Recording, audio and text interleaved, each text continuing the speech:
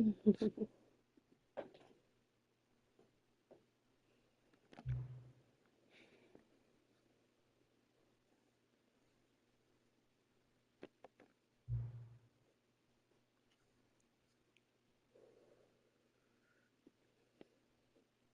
it's 5:58.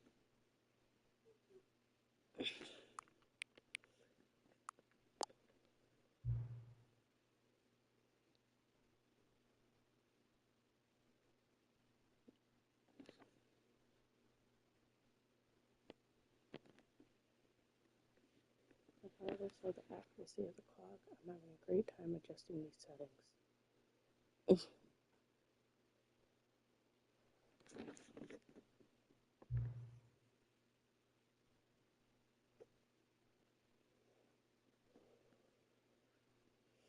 I'm learning more about you and how you like things to be said.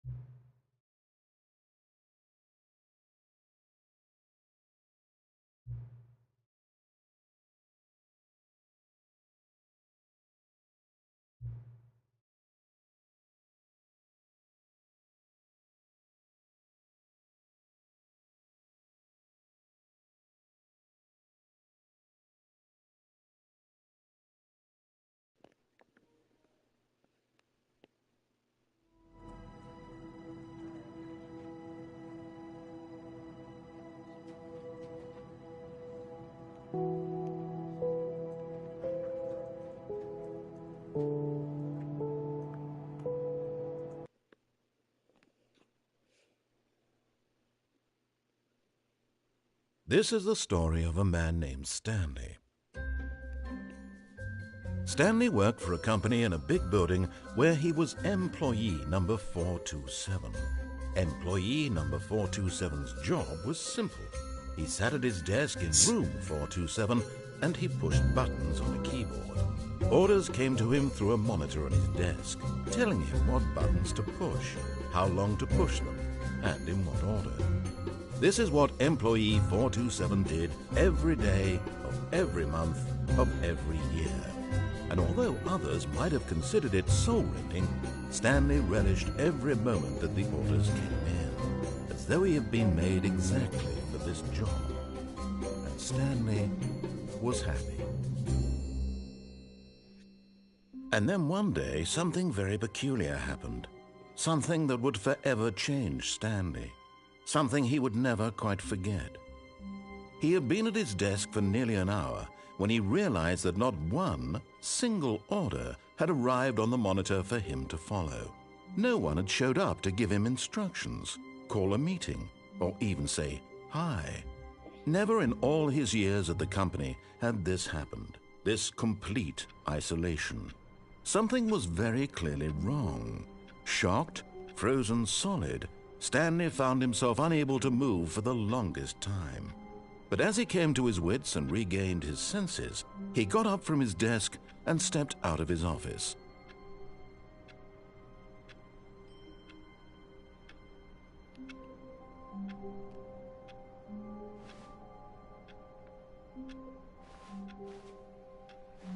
All of his co-workers were gone. What could it mean? Stanley decided to go to the meeting room. Perhaps he had simply missed a memo. No matter how hard Stanley looked, he couldn't find a trace of his co-workers.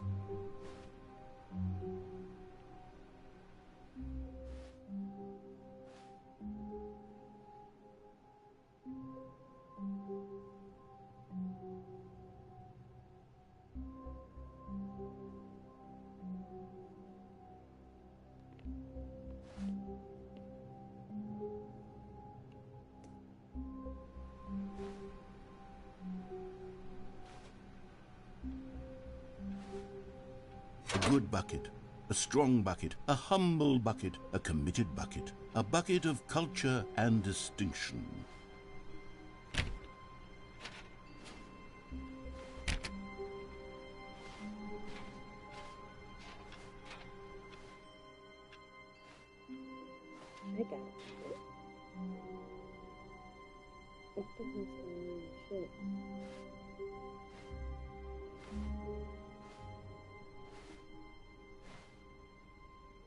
Stanley clutched the bucket tightly to his chest and entered the door on his left.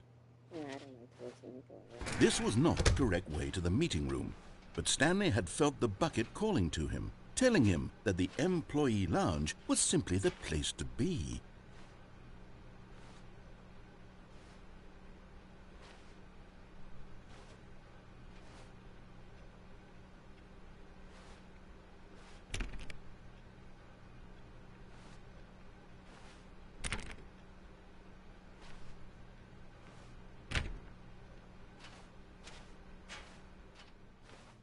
And here it was. Had the bucket turned out to be correct? Was this better than the meeting room? Yes, Stanley thought to himself. Yes, perhaps it truly was. How insightful the bucket turned out to be. Hi.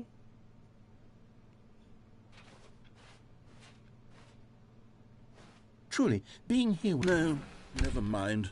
The bucket was wrong. Stanley took the door on his left to go back to the meeting room.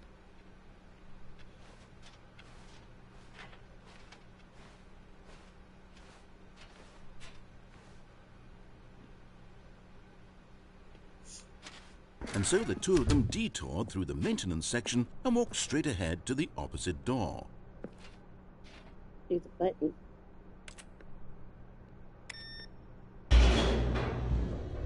Push the button.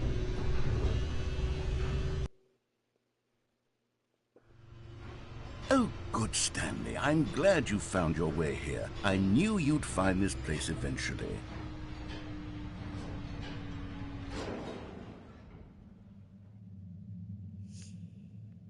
You see, your friends and I are concerned for you, Stanley. We've come together here because we care about you very much. It's this bucket you're carrying around everywhere.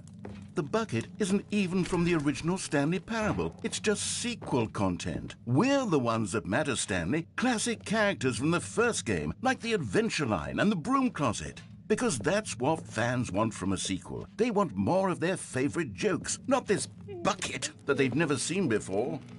Yes, I know I'm the one who gave you the bucket, but you're spending too much time with it.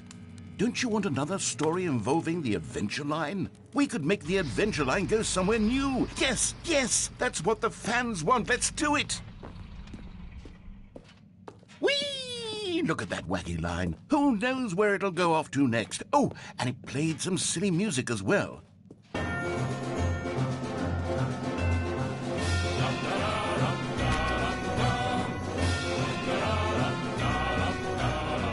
Now this is what the Stanley Parable is all about. Don't you remember all those great jokes from the original dialogue? Also, Stanley is addicted to drugs and hookers. Yes, it's as classic now as it was back then. Let's do it for the fans, Stanley. Let's give them more content exactly like this. But if we want to do that, you're going to have to give something up.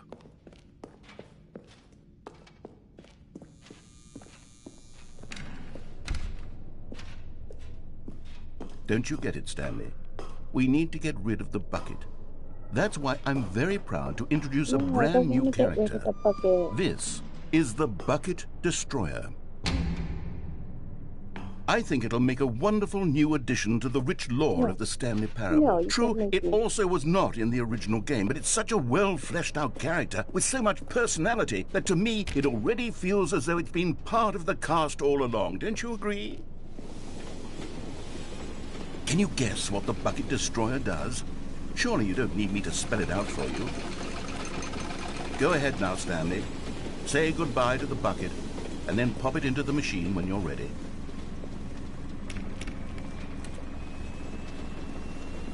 Now listen to me. It's crucial that you give it the bucket. I don't know what the Bucket Destroyer will do if it can't destroy your bucket. Destroying buckets is all it knows. That is its singular personality trait. Sure, I can hear you saying, how does a character with only one personality trait deserve to join the pantheon of beloved Stanley Parable characters? Well, you see, if you were to really explore the Bucket Destroyer, you would see that its desire to crush buckets is so densely loaded with complexity and nuance that it's really like 10 personality traits. What other object in this game can you even say that about? The Broom Closet? Certainly not. I wonder what sort of Bucket Destroyer merchandise the fans will be clamoring for after this. Okay, the bucket destroyer is getting very upset now. You'll have to hurry and feed it. We can't get back to the classic Stanley Parable characters like the Adventure Line or the bucket destroyer until you crush that damn bucket. Quickly now, the fans are waiting. Do it, the fans, Stanley. Give the fans what they want. Hurry and...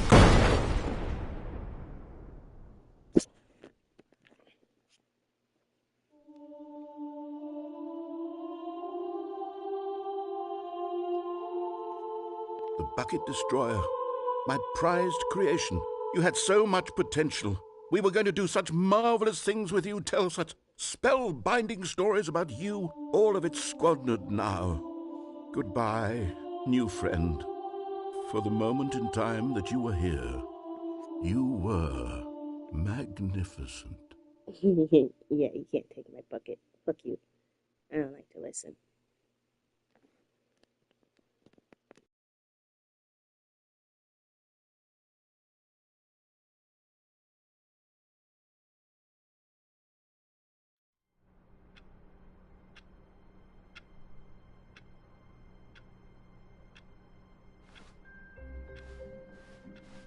All of his co-workers were gone.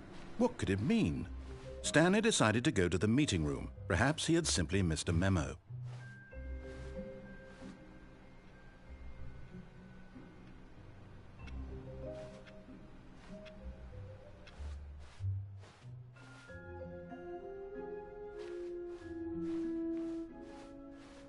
When Stanley came to a set of 2 open doors, he entered the door on his left.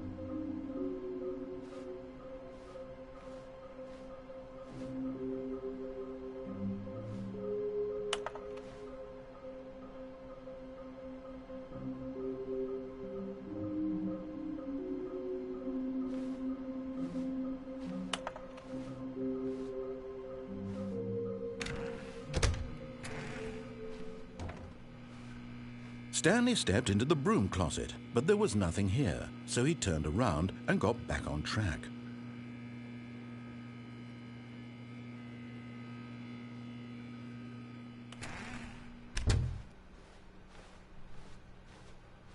Coming to a staircase, Stanley walked upstairs to his boss's office.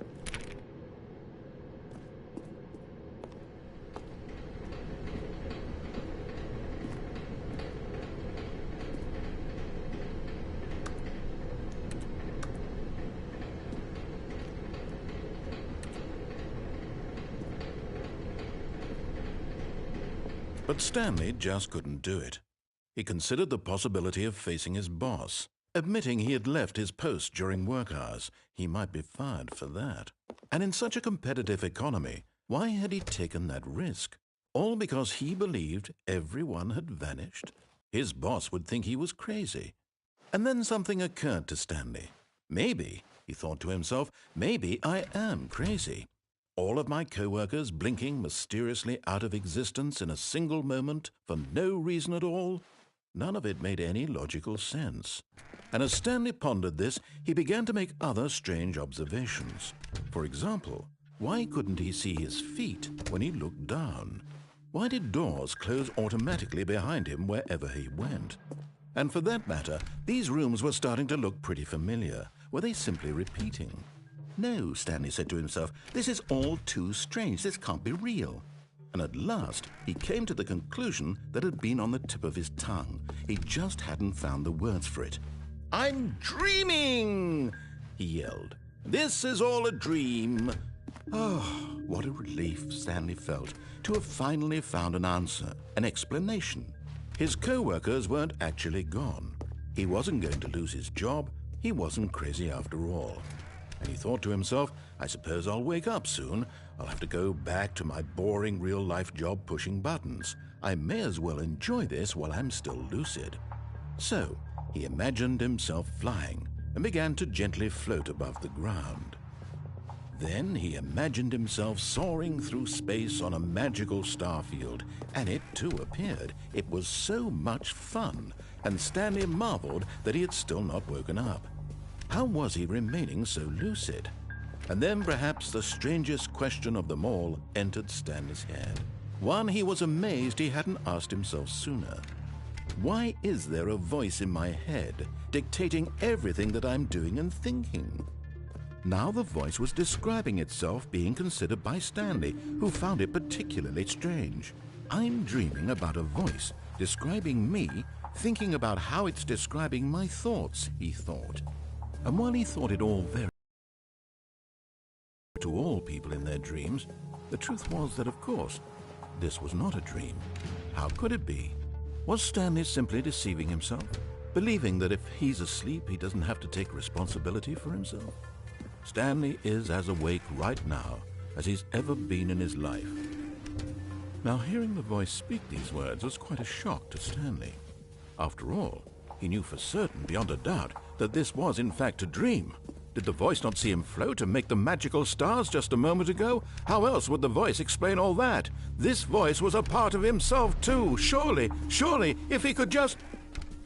He would prove it. He would prove that he was in control, that this was a dream.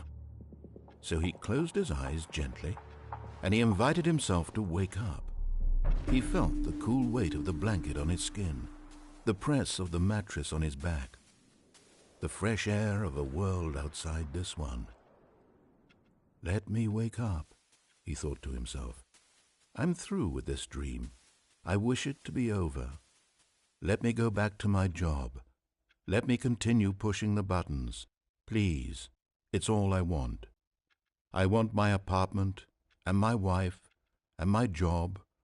All I want is my life exactly the way it's always been. My life is normal. I am normal. Everything will be fine. I am okay.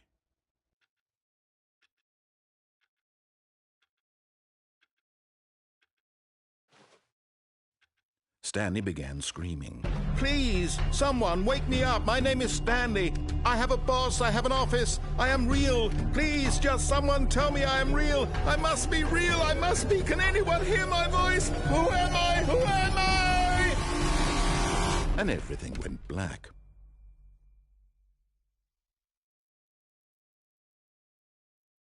This is the story of a woman named Mariella. Mariella woke up on a day like any other. She arose, got dressed, gathered her belongings, and walked to her place of work. But on this particular day, her walk was interrupted by the body of a man who had stumbled through town talking and screaming to himself, and then collapsed dead on the sidewalk. And although she would soon turn to go call for an ambulance, for just a few brief moments she considered the strange man. He was obviously crazy. This much she knew. Everyone knows what crazy people look like.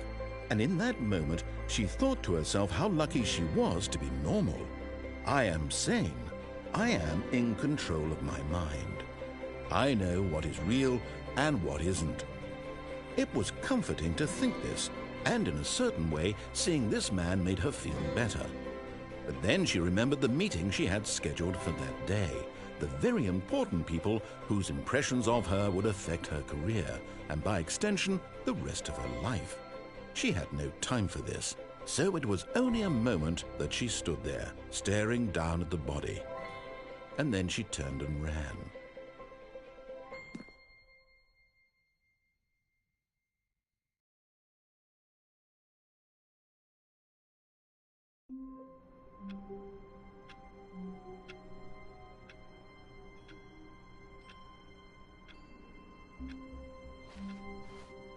All of his co-workers were gone. What could it mean? Stanley decided to go to the meeting room. Perhaps he had simply missed a memo. Ah, the embrace of an old friend. A weathered companionship that stands the test of time. Stanley clutched the bucket tightly to his chest and entered the door on his left.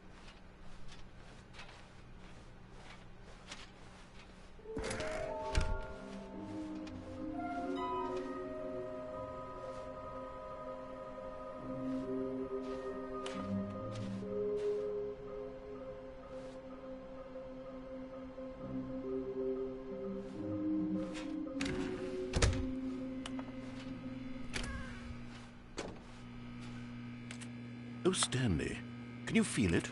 The broom closet. It wants the bucket. You can feel that, can't you? The aura of jealousy? It's as clear as day. This broom closet believes it deserves the bucket. I can really feel it now. It's a bucket. It belongs in a broom closet. That's what the broom closet is trying to say here. It's supposed to go with the other cleaning supplies. Good for you, Stanley. Don't give in. Don't hand over the bucket. Coming to a staircase, Stanley and the bucket walked upstairs to the boss's office.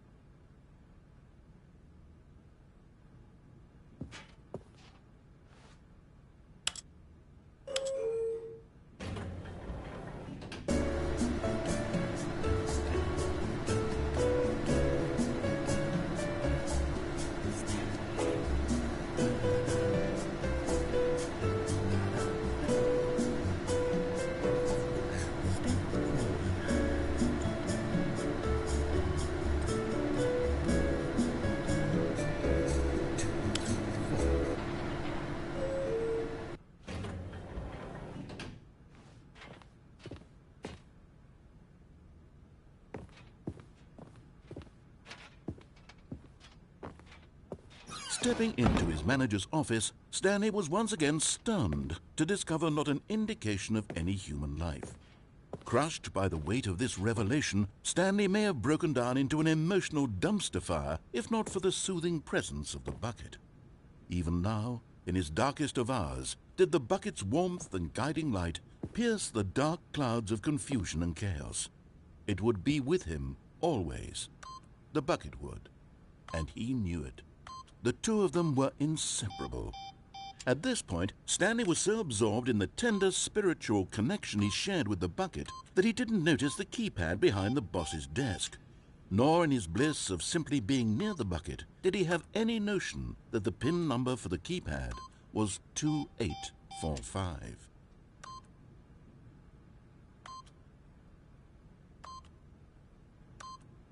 But Stanley guessed the correct code by sheer luck. Was it that the bucket knew all along? Was the bucket guiding him? Yes, this is certainly the most logical explanation.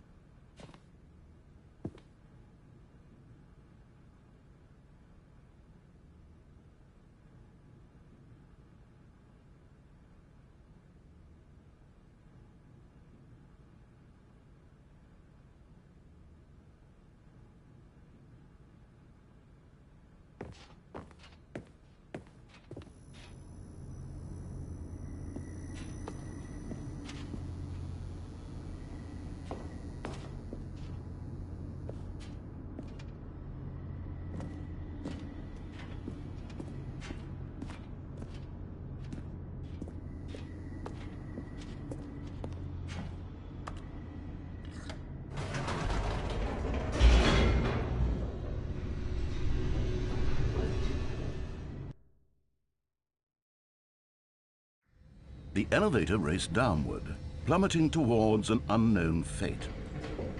It would be all Stanley could do to keep himself together, if not for the bucket. Soothing him, comforting him, reassuring that in this darkest moment of uncertainty, he would be all right. The bucket is here for you, Stanley. Everything will be fine.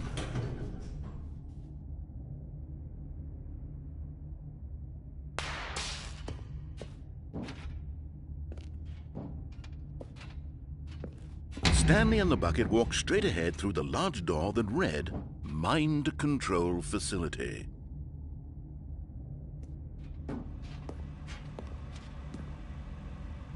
Although this passageway had the word escape written on it, the truth was that at the end of this hall, Stanley and the bucket would both meet a violent death.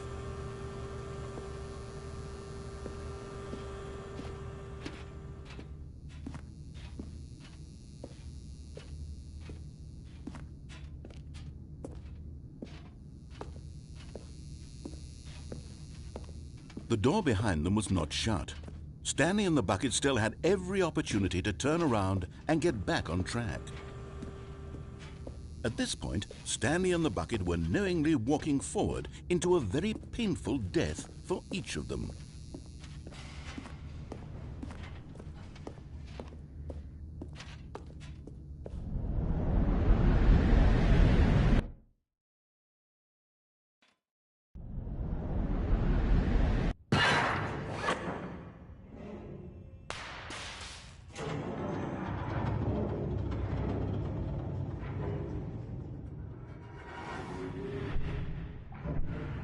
As the machine whirred into motion and Stanley and the bucket inched closer to their demise, Stanley reflected on how meaningless the bucket's warmth and comfort had turned out to be. To be sure, it puts the mind and the soul at ease to embrace the bucket, but what use is a sense of ease when you're about to be crushed to death? This is what Stanley thought to himself, and he sort of kicked himself for wasting so much time carrying a bucket everywhere. Farewell, Stanley.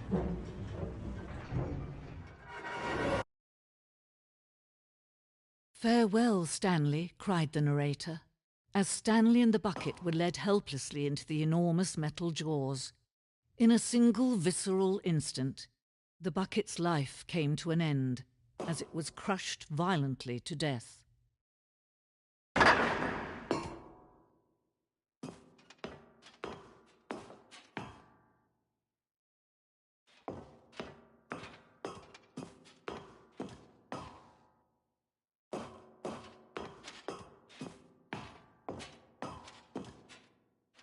It was a shame, the death of such a magnificent bucket. It's true that all buckets are radiant in their own way, but this one stood above the rest. It was a glorious bucket to behold.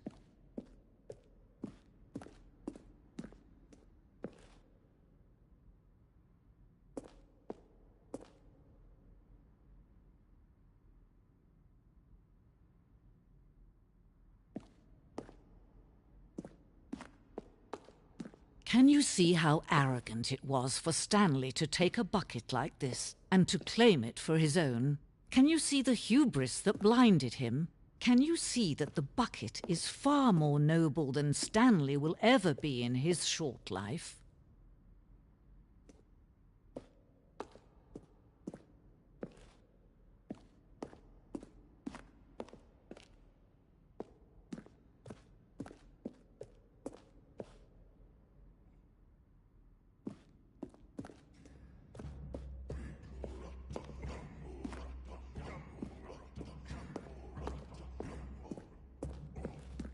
No man can own a bucket, and certainly not a bucket as dazzling to behold as this one. It is man who should kneel before the bucket.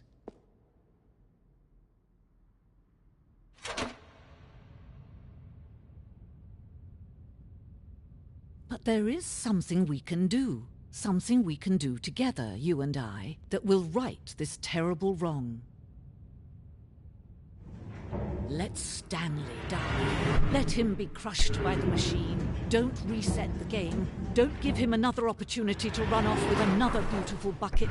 We can save the world's buckets from their treatment as tools and implements if only we let Stanley die together. The bucket shall take its place as ruler, as leader, as commander of a new world, a new vision.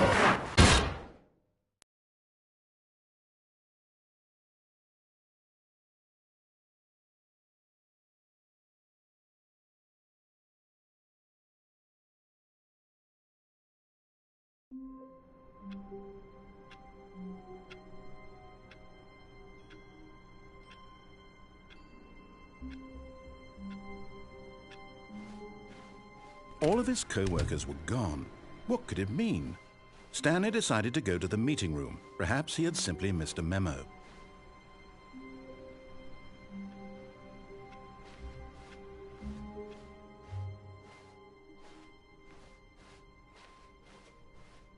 When Stanley came to a set of 2 open doors, he entered the door on his left. This was not the correct way to the meeting room, and Stanley knew it perfectly well. Perhaps he wanted to stop by the employee lounge first, just to admire it.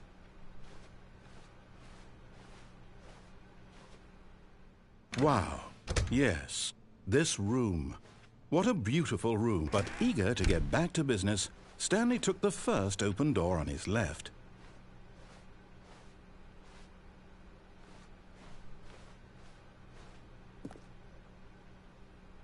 Stanley was so bad at following directions, it's incredible he wasn't fired years ago.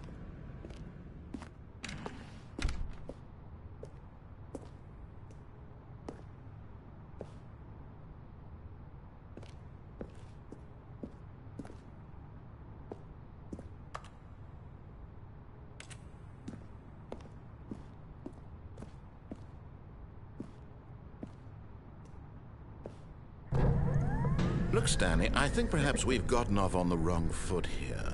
I'm not your enemy, really, I'm not. I realize that investing your trust in someone else can be difficult, but the fact is that the story has been about nothing but you all this time. There's someone you've been neglecting, Stanley. Someone you've forgotten about. Please, stop trying to make every decision by yourself. Now, I'm not asking for me, I'm asking for her. Stanley, your chance to redeem yourself, to put your work aside, to let her back into your life. She's been waiting.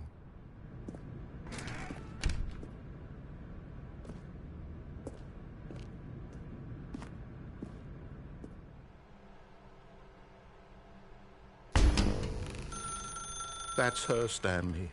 You need to be the one to do this, to reach out to her. If you can truly play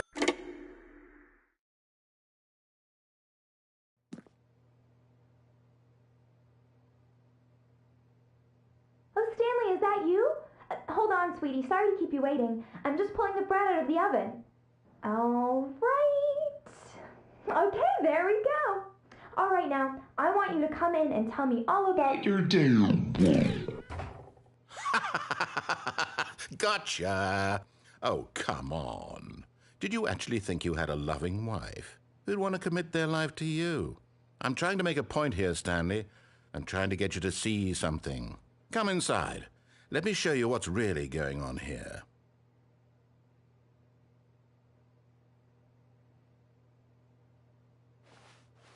Sorry, but you're in my story now.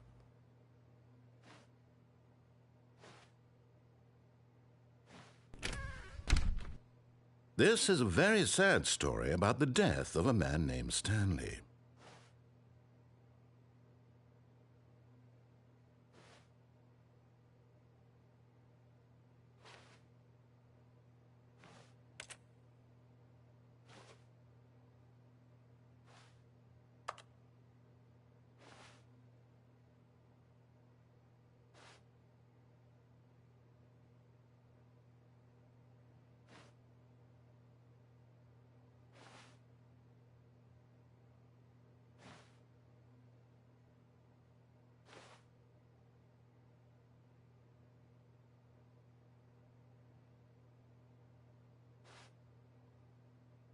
Stanley is quite a boring fellow. He has a job that demands nothing of him, and every button that he pushes is a reminder of the inconsequential nature of his existence.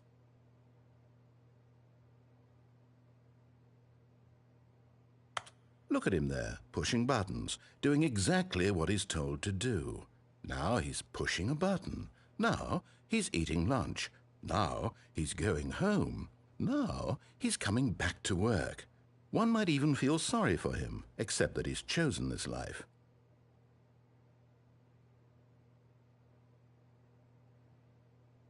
But in his mind, in his mind he can go on fantastic adventures. From behind his desk, Stanley dreamed of wild expeditions into the unknown, fantastic discoveries of new lands. It was wonderful, and each day that he returned to work was a reminder that none of it would ever happen to him. I didn't realize Lobster Boy was in here saying hi. And so he began to fantasize about his own job. First, he imagined that one day while at work, he stepped up from his desk to realize that all of his co-workers, his boss, everyone in the building had suddenly vanished off the face of the earth. The thought excited him terribly.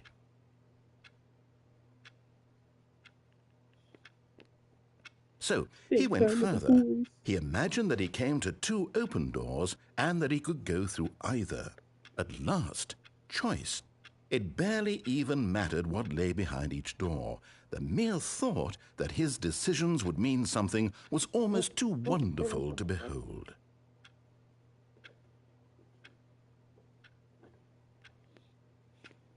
As he wandered through this fantasy world, he began to fill it with many possible paths and destinations.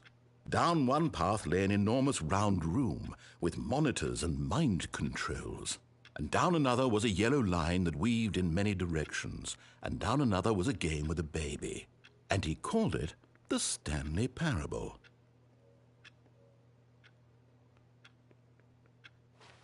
It was such a wonderful fantasy, and so in his head he relived it again, and then again, and again, over and over, wishing beyond hope that it would never end, that he might always feel this free. Surely there's an answer down some new path, mustn't there be? Perhaps if he played just one more time. Hey, baby. I was told to tell you I love you. And them toes. Them dogs. I love you. And them dogs. I love you, baby. But there is no answer. How could there possibly be? In reality, all he's doing is pushing the same buttons he always has. Nothing has changed. The longer he spends here, the more invested he gets, the more he forgets which life is the real one. And I'm trying to tell him this, that in this world he can never be anything but an observer. that as long as he remains here, he's slowly killing himself. But he won't listen to me. He won't stop. Here, watch this. Stanley, the next time the screen asks you to push a button, do not do it. I don't like to listen. You see? Can he just not hear me? How can I tell him in a way that he'll understand that every second he remains here, he's electing to kill himself? How can I get him to see what I see? How can I make him look at himself?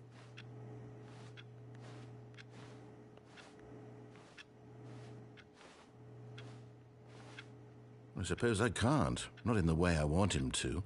But I don't make the rules. I simply play to my intended purpose, the same as Stanley. We're not so different, I suppose. I'll try once more to convey all this to him. I'm compelled to. I must. Perhaps, well, maybe this time he'll see. Maybe this time. And I tried again, and Stanley pushed a button. And I tried again, and Stanley pushed a button. Please die. And I tried. Oh my goodness.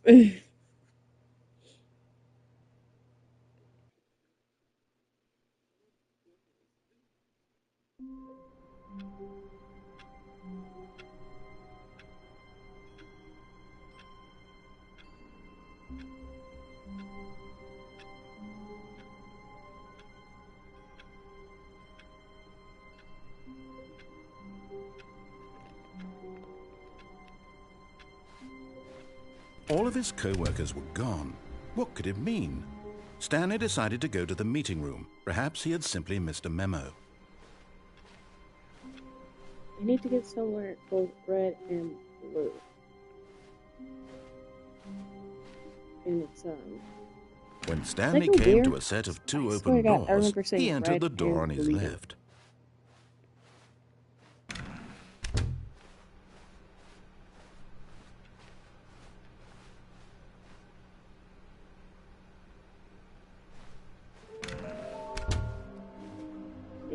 Both red and blue. I got there one time, and I've never been able to get back. Coming to a staircase, Stanley walked upstairs to his boss's office.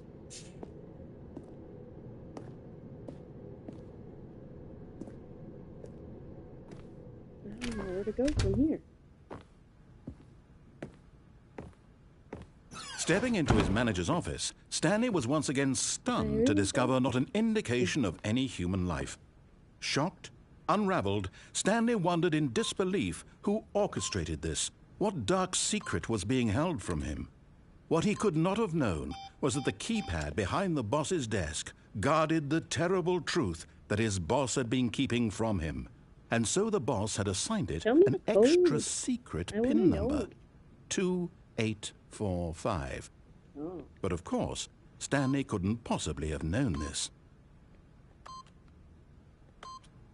Yet incredibly, by simply pushing random buttons on the keypad, Stanley happened to input the correct code by sheer luck. Amazing. Oh.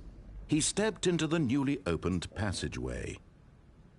It was your joint and just left me like that? Okay, I see how it is. Where do I go? Where the fuck do I go?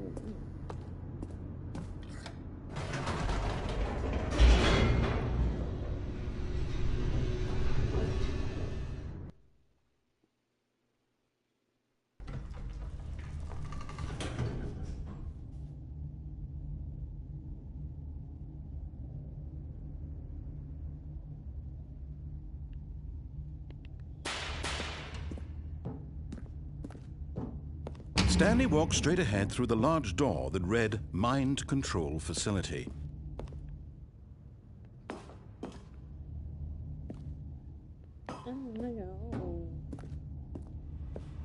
Nope, we're gonna escape. Although this passageway had the word escape written on it, the truth was that at the end of this hall, Stanley would meet his violent death.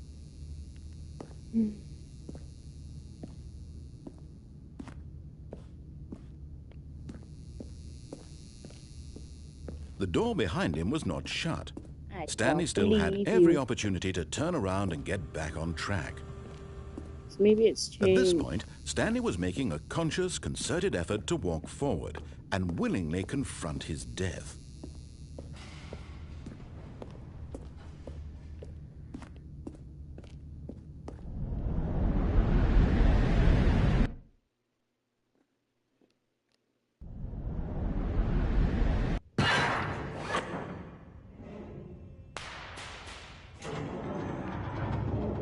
As the machine whirred into motion and Stanley was inched closer and closer to his demise, he reflected that his life had been of no consequence whatsoever. Stanley can't see the bigger picture. He doesn't know the real story, trapped forever in his narrow vision of what this world is. Perhaps his death was of no great loss, like plucking the eyeballs from a blind man. And so he resigned and willingly accepted this violent end to his brief and shallow life. Farewell, Stanley.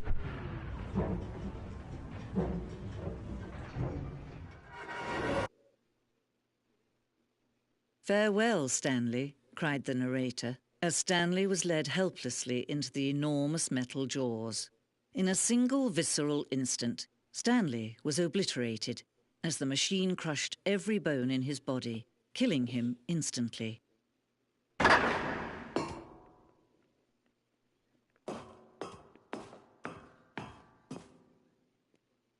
And yet it would be just a few minutes before Stanley would restart the game, back in his office, as alive as ever.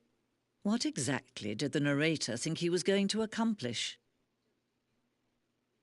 When every path you can walk has been created for you long in advance, death becomes meaningless, making life the same. Do you see now? Do you see that Stanley was already dead from the moment he hit start?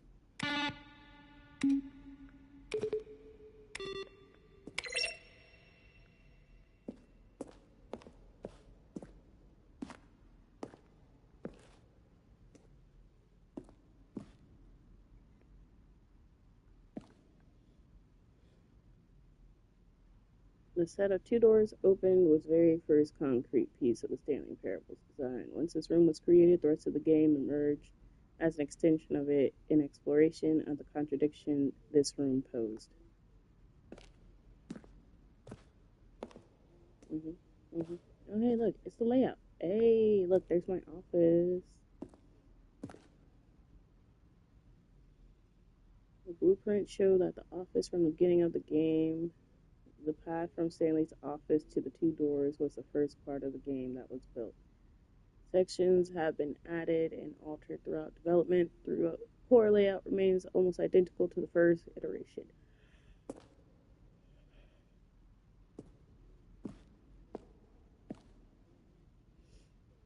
The corridor.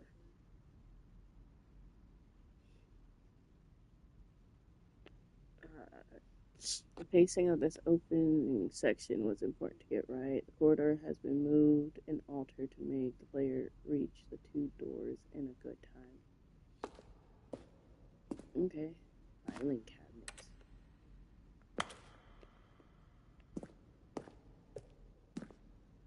Office computers.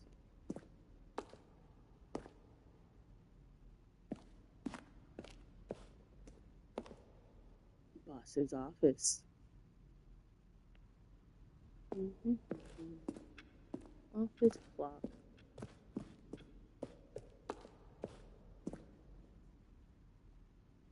Hey, how do I get over there? Hold on a damn minute. I want to go here. Yeah, that's right. Over here. The lounge. Okay, so the lounge. Underground. Where were all of his co-workers? Oh, I don't know. How about they're throwing a surprise party for him for all his button pushing? Does that sound plausible to you? The voice of the narrator recorded dialogue for the entire game roughly 3 separate times over 2 years. When Stanley came to the lift, these he are clips traveled from upward to the earlier power tapes source that were not at the used top of the in Stanley the stood to end this injustice forever. Then he pushed the number 8. Now look closely, Stanley. See how it's impossible for the player to do anything in this room. So that's it. That was it. Okay. Well, back over here, up this staircase. Okay, here we go. Oh, look, more tables, more desks. Button. What's this one? Oh, look at these two. How they wish to destroy one another. How they wish to control one another. How they both wish to be free. She's scaring me.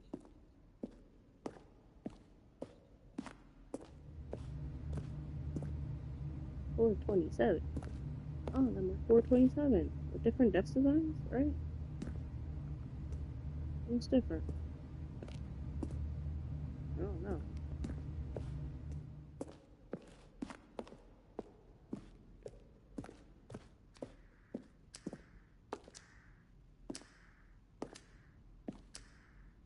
The cargo lift. The apartment timer. Apartment timer. In previous versions, the choice leading to the apartment ending, the timer will give you 15 seconds to pick up the phone. Not picking up the phone will lead to a different ending. Oh, I didn't know that had a timer.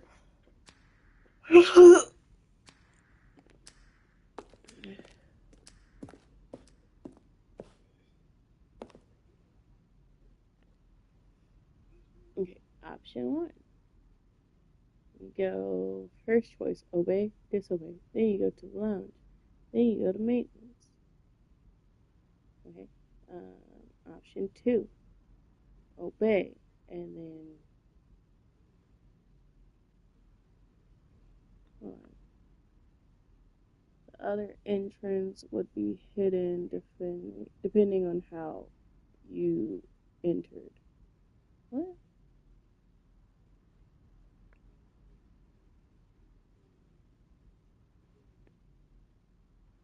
Oh, I guess there's 2 entrances into the maintenance. You can go through a vent?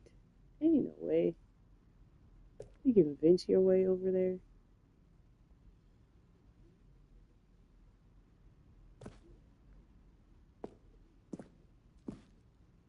The meeting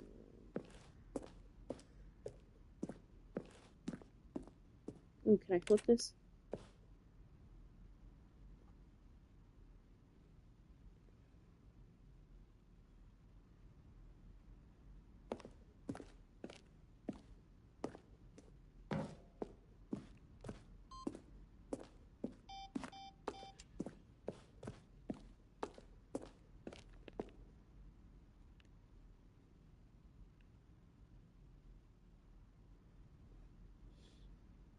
There's so many different endings to this game, it's crazy. Can you see? Can you see how much they need one another? No, perhaps not. Sometimes these things cannot be seen. But listen to me. You can still save these two. You can stop the program before they both fail. Turn off your PlayStation. There's no other way to beat this game. As long as you move forward, you'll be walking someone else's path. Stop now and it'll be your only true choice. Whatever you do, choose it. Don't let time choose for you. Don't let... I'm begging for help. I'm screaming for help. Please come let me out.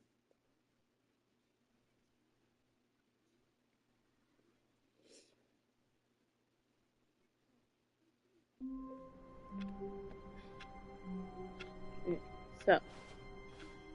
Already this was uncomfortable, and Stanley decided that as soon as he found a new space he felt safe in, that he would never leave it again in his life. Figurine fighters meeting today. Hi, Bucket.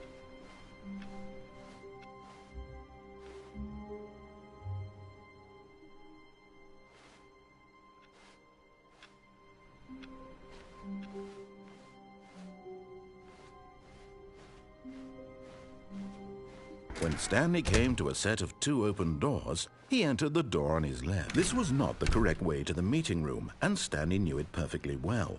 Perhaps he wanted to stop by the employee lounge first, just to admire it.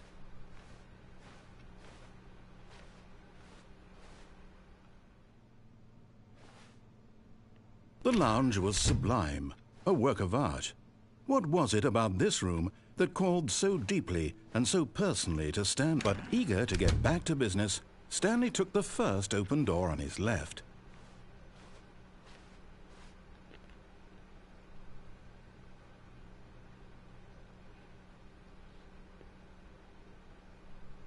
Oh my god, my stomach hurts.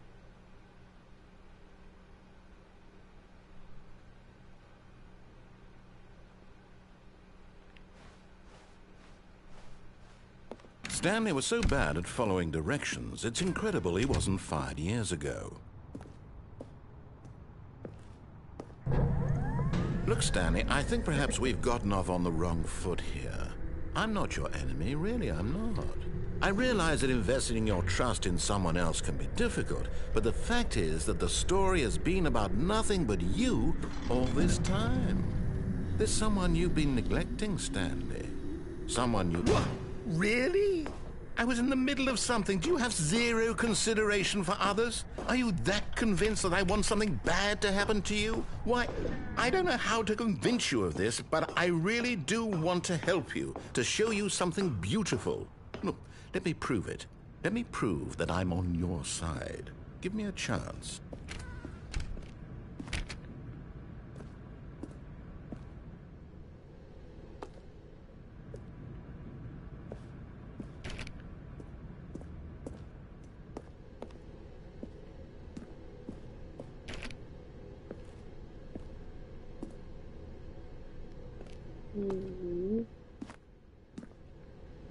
No buckets.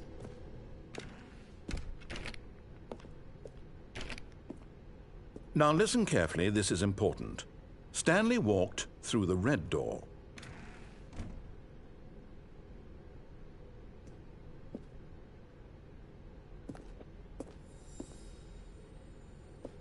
And there it is, the last Stiggly Wiggly. Savor this moment, Stanley. This is a real accomplishment. This is doing something just for the sake of doing it. Where so many people expect to be rewarded for the most trivial achievements, you've insisted that a job well done is its own reward.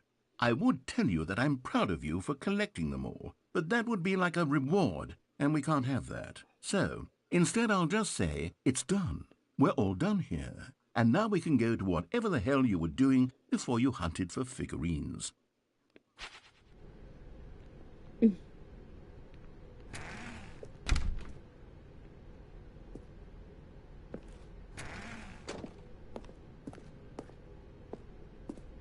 Aha, perhaps you misunderstood. Stanley walked through the red door. No, the blue door. I still don't think we're communicating properly. Stanley No, walked... the blue All right, door. fine, go ahead, Stanley. You want to know so badly what's out there? You want to find out what lies at the end of this road you've chosen? Well, don't let me stop you. You see? There's nothing here. I haven't even finished building this section of the map, because you were never supposed to be here in the first place. Broken rooms, exposed developer textures. Is this what you had wanted? Was it worth ruining the entire story I had written out specifically for you? Do you Yes, not think yes, I put a yes. lot of time into that? Because I did. And in the end, it was all for nothing, because this is what you wanted to see. Help me here, Stanley. Help elucidate these strange and unknowable desires of yours. What would have made this game better? What did you want to see? Vehicles? Skill trees? Work with me. You've given me absolutely nothing so far. Tell you what, let me take a stab in the dark at a new design, and you can give me some feedback. There we go. A third option. This already feels leaps ahead of where we were before. Go ahead, Stanley. Take it for a spin. Okay, I'm going to stop you there. Now, tell me about your experience with this new version. Would you say that the game benefited from allowing you more choices? Feel free to be honest. I'm looking for some real critical feedback here. Okay, so we're getting somewhere. Clearly there's something here that speaks to you. If I can be honest here, I really don't have any idea where I'm going with this. This whole third door thing was just a stab in the dark. But I guess you're into it, so let's keep this party train rolling. Here, based on the data from your previous playthrough, I've compiled a new version. And to be perfectly candid, I think I've knocked it out of the park with this one. Let's take a look.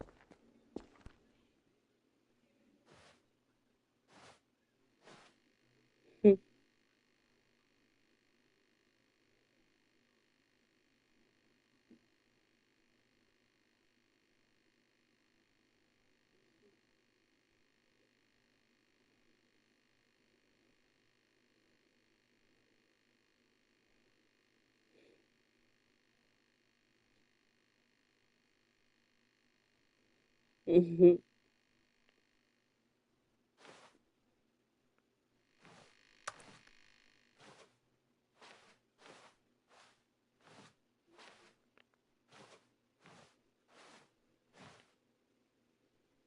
Da-da, I unlocked a new ending.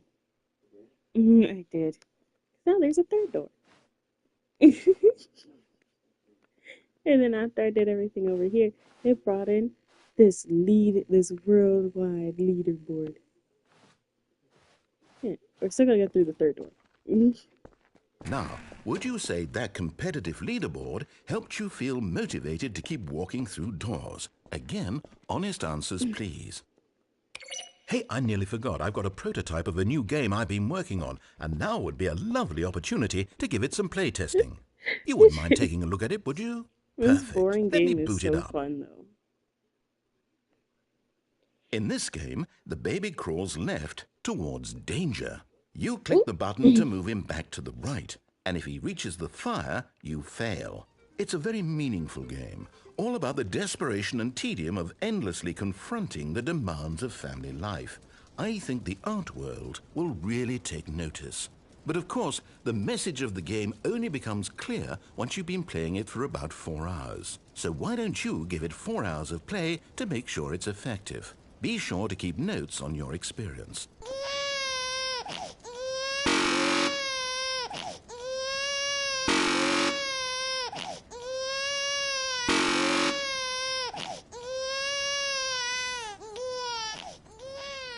You heartless bastard. Did you do it because you hate babies or purely to spite me? Because if it's the latter, well, I don't know what to do. I'm completely out of ideas. I can't think of a single thing that might improve the experience for me. I'm not even going to try. I'm out, I'm done. It's over. Thank you for Good playing. Your morning, input was baby. extremely valuable. Oh, hey, since my game was so awful, why don't we play someone else's game, just to ease the The pain? crying baby in Let's the see. game. What do we have here? Yes, this You seems like okay? it'll work. Let's I'm give it a glad you're shot. okay.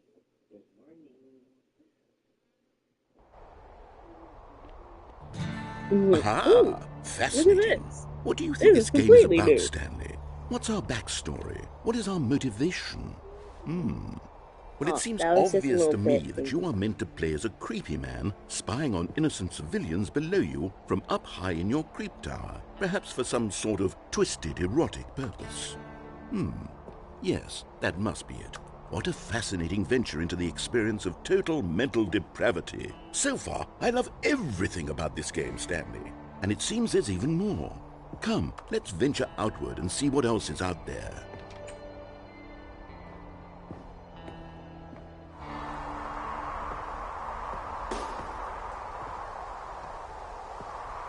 Ooh.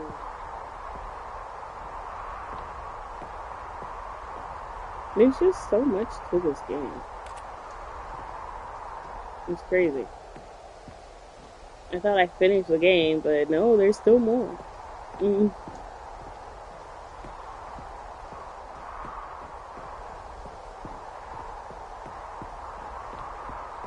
Surprisingly, there's still more. Oh, no. No, it can't be.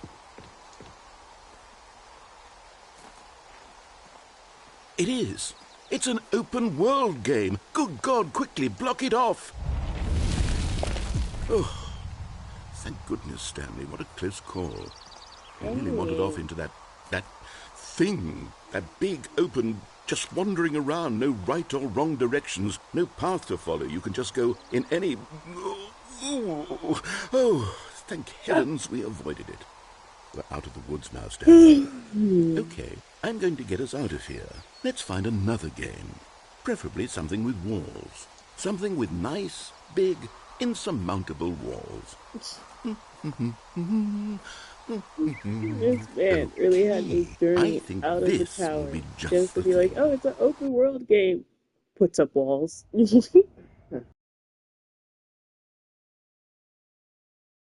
Mind. Just a nice big box for you to run around in. There isn't any possibility that you could get lost here. Now this is game design.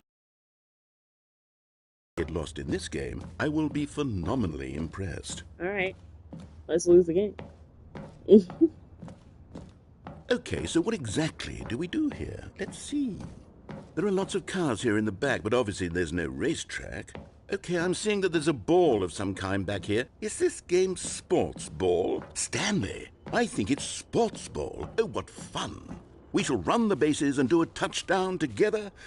Yes, I think surely we must. Okay, What the Stanley, fuck? here's the ball. Have fun.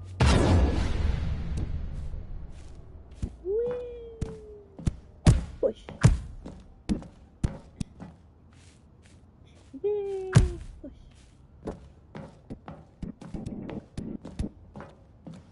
Hold on. What are you doing?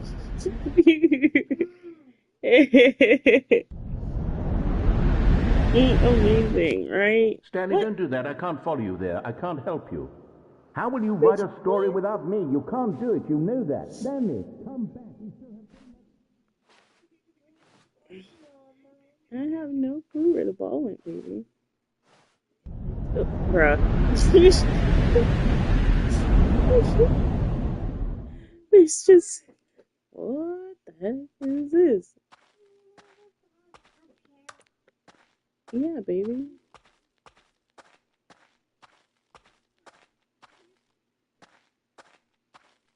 What is this?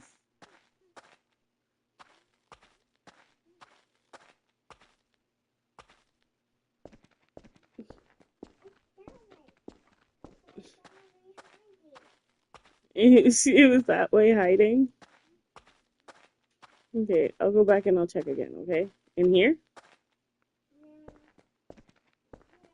Not here? Okay.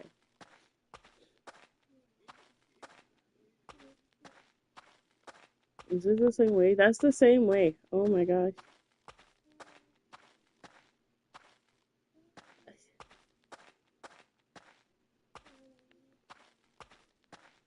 I see light. Head towards the light.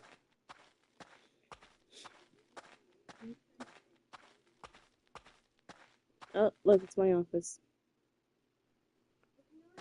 A rough development in my office. Mm-hmm. Yeah, it's not a ball, it's my office.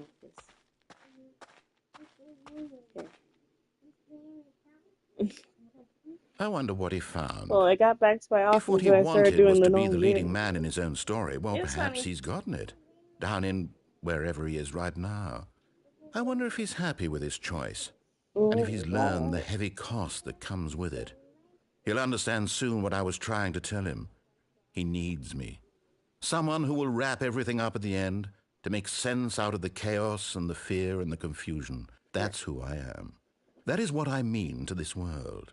Oh, yes. Yes, I'll be back. There's no other way.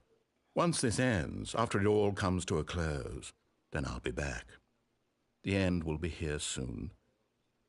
Very soon. Okay. I can wait. That feels like a threat.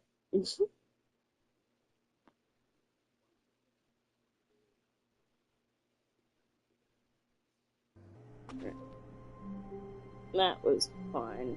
That was new. Alright, but it is time to get this baby ready for school.